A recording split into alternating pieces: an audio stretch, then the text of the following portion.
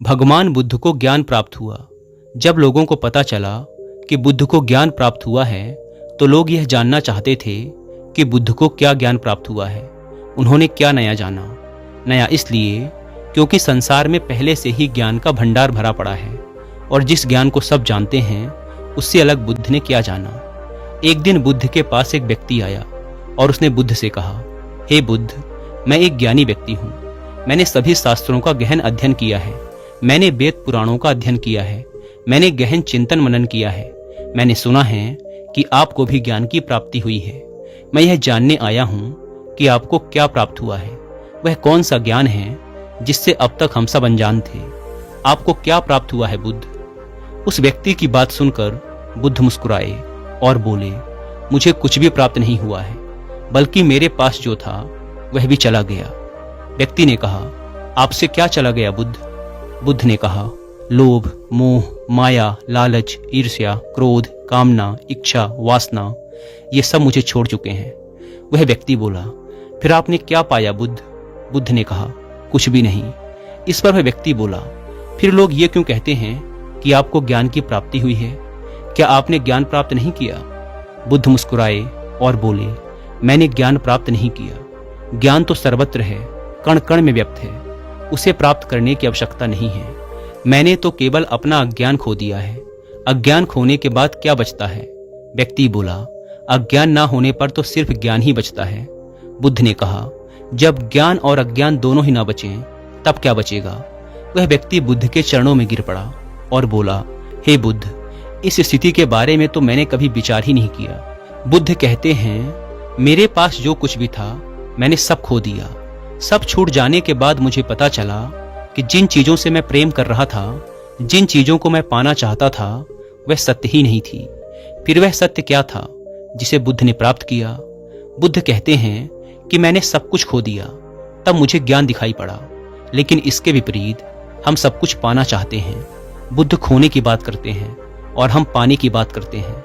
हम ध्यान करते हैं ज्ञान प्राप्ति के लिए, लेकिन क्या हम स्वयं को अज्ञानी मानने के लिए तैयार हैं?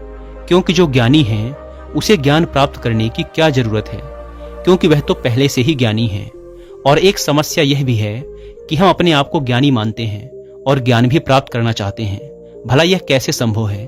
क्योंकि ज्ञान तो उसे ही हासिल हो सकता है जो अज्ञानी हो। पहले तो हम यही नहीं समझ पाते कि ज्ञान क्या है और अज्ञान क्या है। ध्यान से समझने का प्रयास करोगे तो पाओगे कि जिसे हम ज्ञान समझ रहे हैं वह अज्ञान ही है। हमारा ज्ञान ही हमारा अज्ञान है। उदाहरण के लिए, हमारा ज्ञान कहता है कि हम श्वास लेते हैं और जीवित रहते हैं, लेकिन अगर ध्यान से देखोगे और विचार करोगे तो पता चलेगा कि हम कभी श्वास नहीं लेते। श्वास स्वतः ही चलती है, क्योंकि अगर हम श्वास ले सकते और बंद कर सकते तब हम कभी भी श्वास को बंद कर सकते थे और शुरू कर सकते थे। फिर कोई भी व्यक्ति मुर्दा ना होता। अगर मुर्दा होता तो मुर्दे भी सांस ले रहे होते। तब यह हमारा ज्ञान ही है जो कहता है कि हम सांस लेते हैं। धरती पर जब से मनुष्य आया है तब से अब तक मनुष्य एक ही प्रकार से चल रहा है। क्या आपने गौर किया? व्यक्ति गरीब हो या अमीर, सब में एक ही जैसी भावनाएं हैं। सब क्रोध भी करते हैं, सब प्रेम भी करते हैं, सब स्वार्थी हैं, सब लालची हैं, सब एक दूसरे से आगे भी निकलना चाहते हैं। इतिहास में बहुत बड़े बड़े राजा और सम्राट हुए जिन्होंने अपनी इज्जत बनाने और बचाने के लिए बहुत कुछ नष्ट किया, बर्बाद किया। लेकिन आज वो राजा और सम्राट नहीं हैं, उनकी जगह हम हैं। जो एक राजा या सम्राट करता है वही एक गरीब व्यक्ति भी करता है। वह भी अपनी इज्जत बचाने के लिए कुछ भी कर सकता है, किसी भी हद तक जा सकता है, कितना भी गिर सकता है, किसी की भी हत्या कर सकता है, किसी को भी बर्बाद कर सकता है और खुद के प्राण भी ले सकता है। और अंत में चाहे कोई सम्राट हो या कोई गरीब व्यक्ति हो, दोनों एक ही स्थिति में प्राण त्यागते हैं। एक सम्राट हो सकता है कि युद्ध के मैदान में अपने प्राण त्यागे, और एक गरीब व्यक्ति हो सकता है कि अपनी झोपड़ी के बाहर खुले मैदान में प्राण त्यागे। लेकिन प्राण निकलने में पीड़ा तो एक जैसी ही होती है। हजारों सालों से सब कुछ एक जैसा ही घटित हो रहा है, उसमें कोई बदलाव नहीं हुआ है, सिर्फ चेहरे बदल रहे हैं। फिर भी हम इतने ज्ञानी व्यक्ति हैं कि उन सब से हम कुछ भी नहीं सीखते।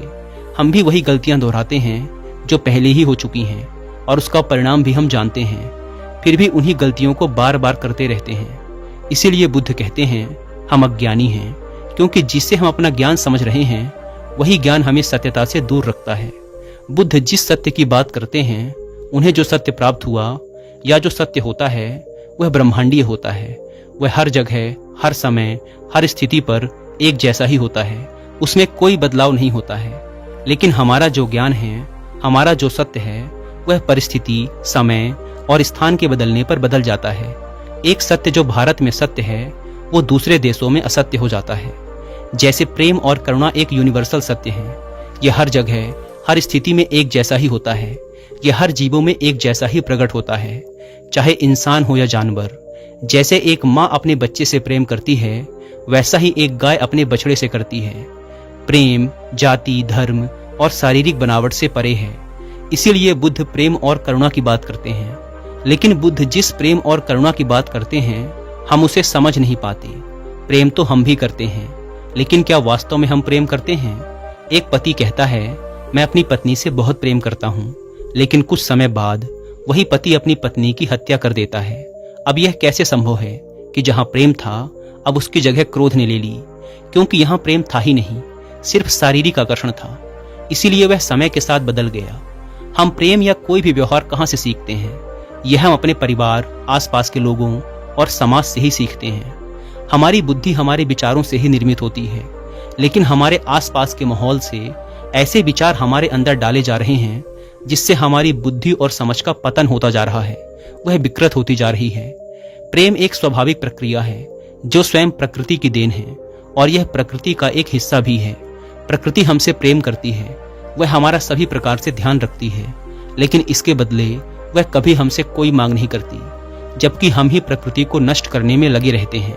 यह वह प्रेम है जो हमारे अंदर भी होता है, लेकिन हम इसे भूल गए हैं। जिस प्रेम को हम जानते हैं और प्रेम समझते आ रहे हैं, वो बनावटी है, वह स्वार्थ पर टिका हुआ है। उसे हमने बाहर से, यानी अपने समाज और आसपास के लोगों से सीखा है। समाज में जैसा दिखाया जाता है, हम बिल्कुल वैसा ही करना चाहते हैं, वैसा ही बनना चाहते हैं। हम वैसा ही प्रेम भी करना चाहते हैं। हम हर चीज में समाज की नकल करना चाहते हैं। हम अच्छा दिखना चाहते हैं, लोग हमें देखें तो कहें कि देखो कितना प्रेम है इनमें। वास्तव में जो सत्य है वह बहुत दूर नहीं है, बिल्कुल हमारे नजदीक ही है, वह हमारे ही अंदर है। हमने अपनी आंखों में पट्टी बांध रखी है, दिखावे की पट्टी, समाज की नकल करने की पट्टी। इसीलिए हम अपने अंदर के सत्य को देखना ही नहीं चाहते, या ये कहो कि हम इतने व्यस्त हैं कि हमें यह सोचने का समय ही नहीं है कि हम रोज जो कर रहे हैं उससे हटकर कुछ और भी किया जा सकता है।